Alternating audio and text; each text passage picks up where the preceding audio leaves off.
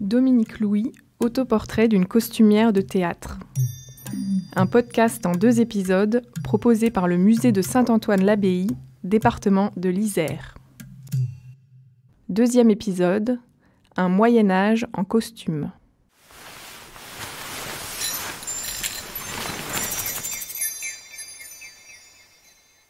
Alors, le costume historique est quelque chose de très particulier et de très important. Depuis ma plus tendre enfance, je souhaitais vivement reproduire des costumes historiques, mais le souhait que j'avais ne correspondait pas du tout à des possibilités d'études supérieures. Donc, en fait, c'est pour ça que je suis dans les bibliothèques comme un petit rat qui cherche chaque information, parce que ça m'a permis d'aborder vraiment la réalité à la fois du patron, de retrouver par rapport à des vêtements anciens qui ont été soigneusement conservés, notamment en Angleterre, en Italie, en France, et qui permettent d'avoir des références véritables. Il existe de très nombreux ouvrages à ce point, très pointus chez les Anglais et chez les Italiens, les Français aussi, mais ça m'a permis vraiment d'avoir un regard poussé là-dessus, et puis de retrouver des illustrations qui, je veux dire, me faisaient voyager. Parce que moi, je voyageais relativement peu pendant mes études. C'est après que j'ai eu la chance de voyager.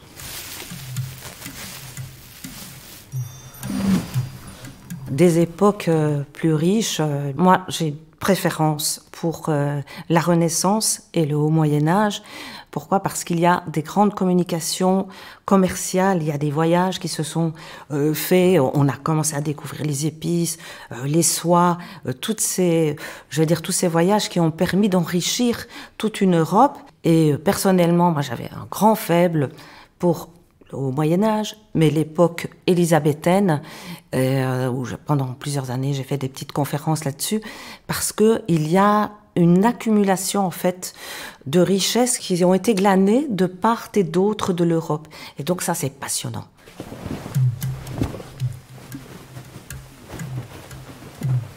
Je peux dire que les costumes présents ici font partie de l'époque médiévale, mais on est plus sur du 14e, 15e siècle.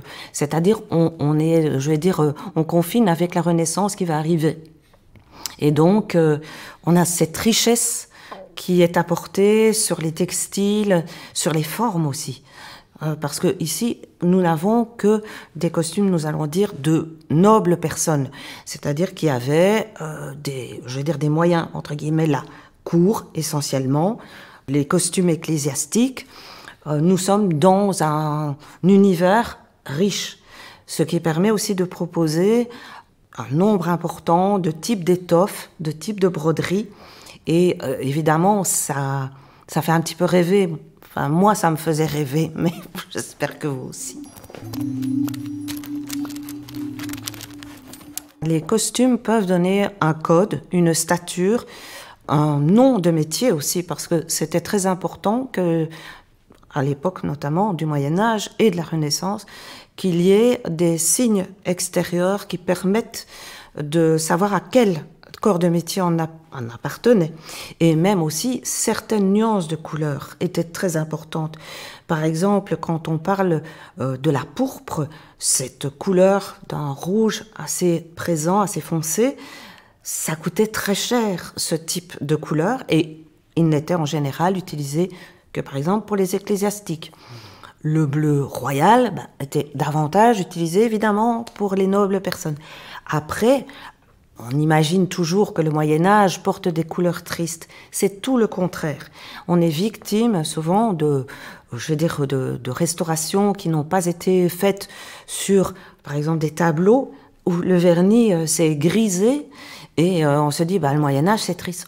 Pas du tout. Ce sont des couleurs lumineuses, joyeuses, très variées. Et il n'y avait pas de contrainte entre des couleurs qui appartenaient spécialement aux hommes et spécialement aux femmes. C'était vraiment fait de façon à ce que, il y ait toutes sortes de nuances qui étaient apportées dans le vêtement.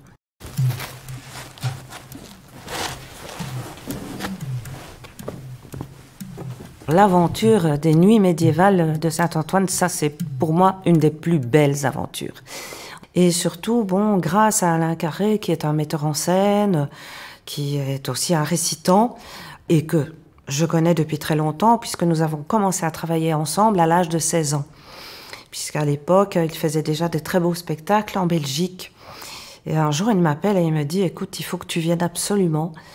Il y a une petite ville, un grand village, mais exceptionnel. Et il s'appelle Saint-Antoine, l'abbaye. Et je pense qu'il faut qu'on fasse quelque chose. Et grâce au soutien du département de l'Isère, Alain a pu proposer de commencer les nuits médiévales, c'est-à-dire une somme de spectacles de rue, chants qui pouvaient se faire dans la magnifique église de Saint-Antoine. Et il a dit, écoute, est-ce que tu peux venir? Est-ce que tu peux concevoir des costumes? Et donc en 1991, l'aventure a commencé et a duré pendant 10 ans. Et c'est des rencontres exceptionnelles. Voilà, parce qu'une fois qu'on vient à Saint-Antoine, eh bien, ça reste un souvenir pour la vie. Ce podcast a été réalisé dans le cadre de la saison culturelle des Habits et nous, portée par le département de l'Isère. Pour en savoir plus, rendez-vous sur culture.isère.fr.